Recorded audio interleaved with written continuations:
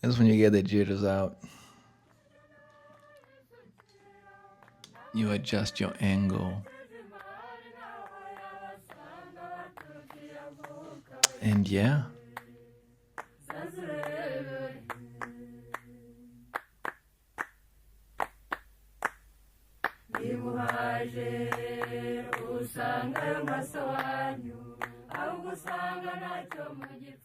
migration has been the focus lately, causing fear, terror, which is far from truth.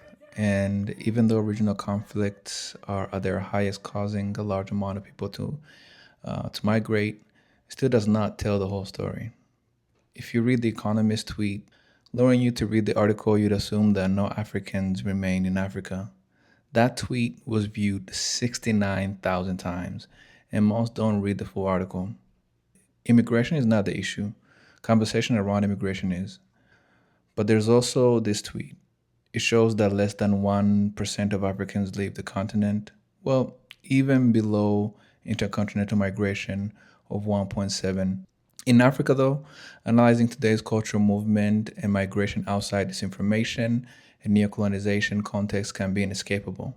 But it's necessary because colonization, racism, identity, communities, and institutions have been altered as we see them now. Because at the end of the day, it's always for the people and by the people. At a time of the highest fascist, authoritarian leaning thoughts, Times gives an awareness and existence of history. It provides an analytical understanding of the future and the need to formulate the undercutting of the history from existence. Mamdani says that pre-colonial Africa did not have a single customary authority, but several. Each of these defined customs in its own domain. There were thus age groups, clans, women's groups, chiefs, religious groups, and so on. It is worth noting that only one of these, as in chiefs, was sanctified as a native authority under direct rule colonialism, and only its version of customs were declared genuine. The rest were officially silenced. In sanctifying the authoritarian version of custom genuine, colonial power sought to construct native custom as unchanging and singular. Unlike The Economist, my limited mind and time will stay within confines of Rwanda and Burundi because of a common shared culture and identities, but in a way not vastly different from these or other African communities and honestly the rest of the world. My goal is to somehow manage a sufficient analytical evidence and distance myself from that, as Mamdani eloquently puts in way better than me. Political legacy of colonialism, of colonial state as a legal institution complex that framed and set in a motion particular political identities. The idea of culture and community usually revolves around a lot of things, but the best one to comprehend is obviously language.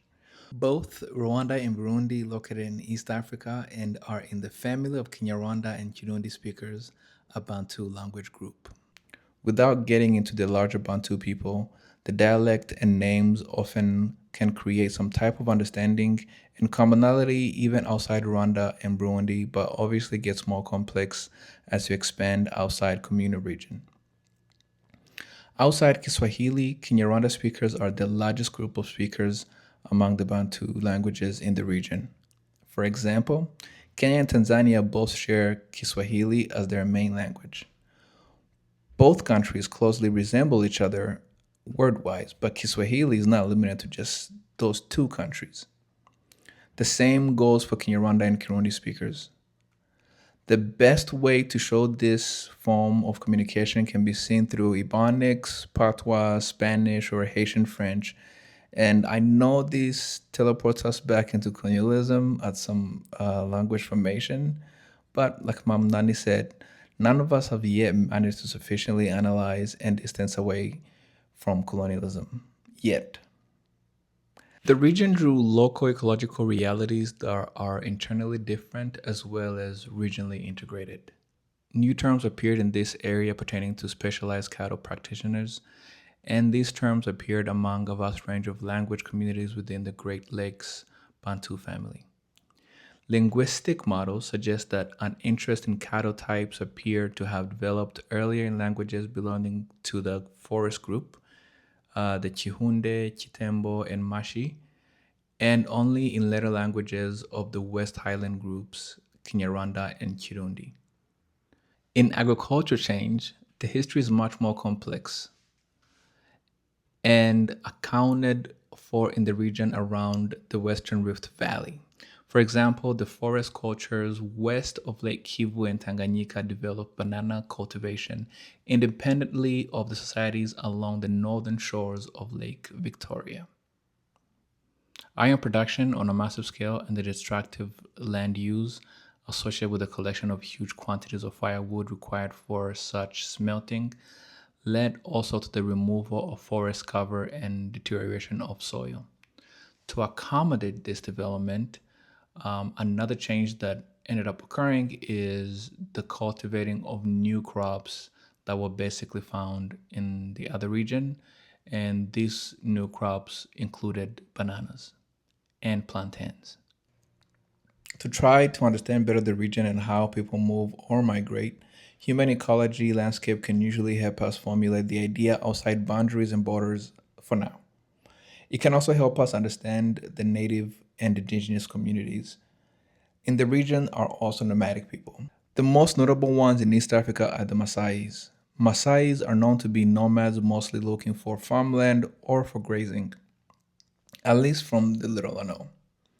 Nomads also tend to associate politically with the closest political people, monarch, etc. Other nomads are the Bagara, which live in both Sudan and Chad. And just because nomads move around does not mean they don't have a region per se.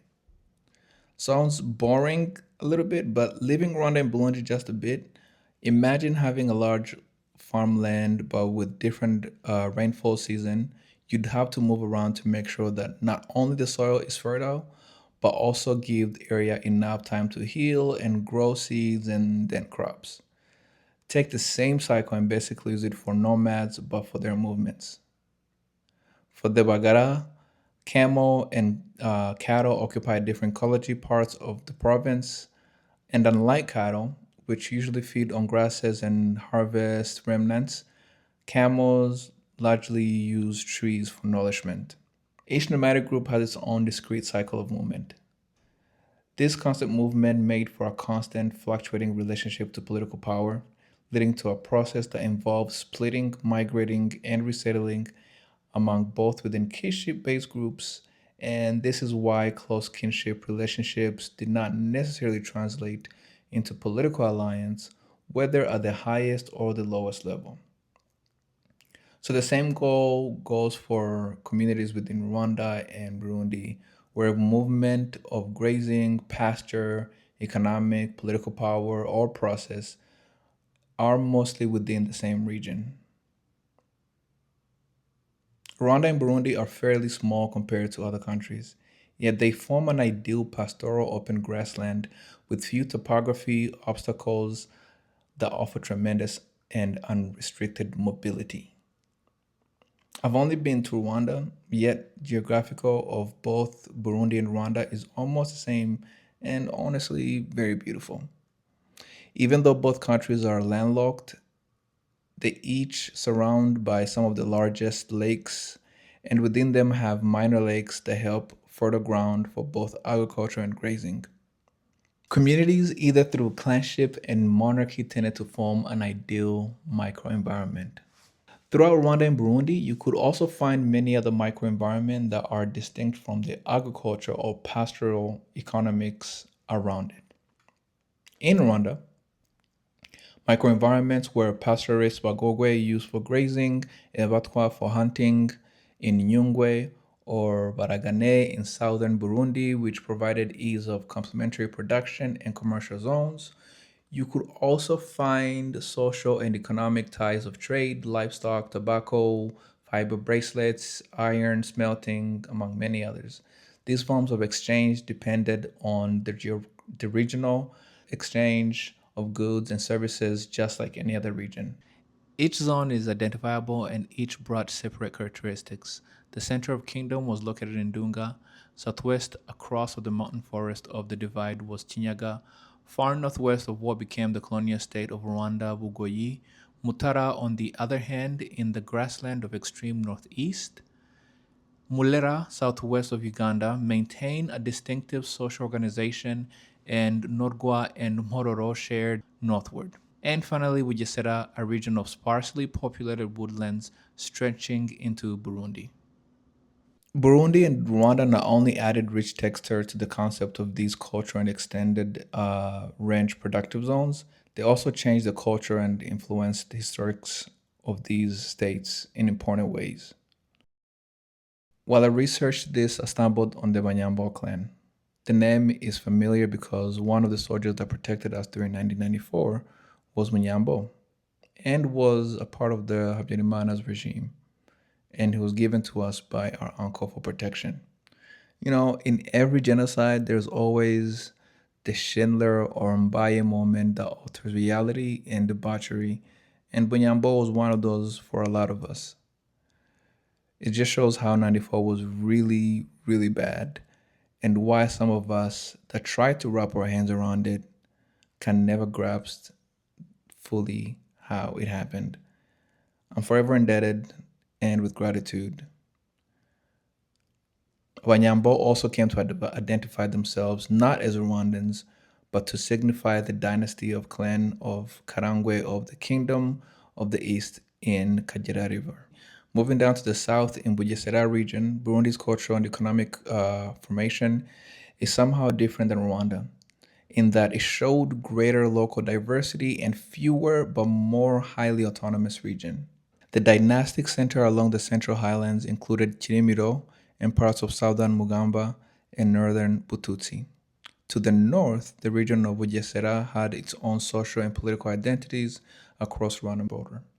Farther to the northeast, the population has strong political, social, and economic ties east of Bugufi, while Wiyogoma, formed of the broad grassland east of the Central Highlands, was formerly part of the northern Buha culture zone, retained strong economic and social ties with grazing areas still further east. The southern zones of Buragane and Buvugarimwe Kumoso had their own external connection, more involved with southern Buha than with the highlands of Bututsi to the north.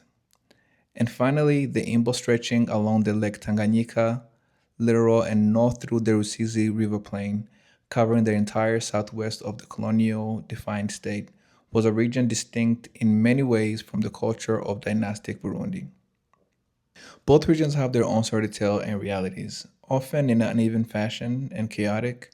And I feel like aside from political technicality, you can honestly see the organized chaos up to now. Markets, shops, and roads are in unorganized chaos that somehow works. Bargain is another cultural thing. Niggas know the price because it doesn't necessarily change from yesterday. Or maybe it does. I'm not there often, but you can go back and forth trying to bargain a price literally of anything, orange, taxi ride, anything. And that does not fly in a capitalist society where often maximizing profits is always the end goal. But the process of forging a common identity occurred in uneven fashion. National cultural identity coexisted sometimes rather uneasily with legacy of regional awareness, an awareness that often remained relevant even within highly centralized state structure. This means that broad classification labels of Hutu, Tutsi, or Twa carry little explanation value or historical understanding. Instead, the histories of these states can be told more effectively in terms of regional histories, including their individual relations to the central dynasty, than through ethnic histories. In short, the units we know as Burundi and Rwanda have each found an internal interlocking culture related as much through their activities outside state controlled as through the internal state structure themselves. Such factors have been misportrayed because of outsiders and nationalists' shared focus on state power, dynasty, integrity, and colonial boundaries have exerted a powerful focus on many recent analysis, and blighted outsiders observers to both the broader continued and internal diversity. When we think of these countries as homogeneous units, we compromise our understanding of their histories and their identities. So that's part one. I wanted to share more on the geography, economic region, pre colonial, and their cultures and how they complemented each other, how they borrowed from regional cultures as well, or regional kingdoms or state. Um, Appreciate it. Part two is going to be next week, same time, and it's going to be on clans and monarchy.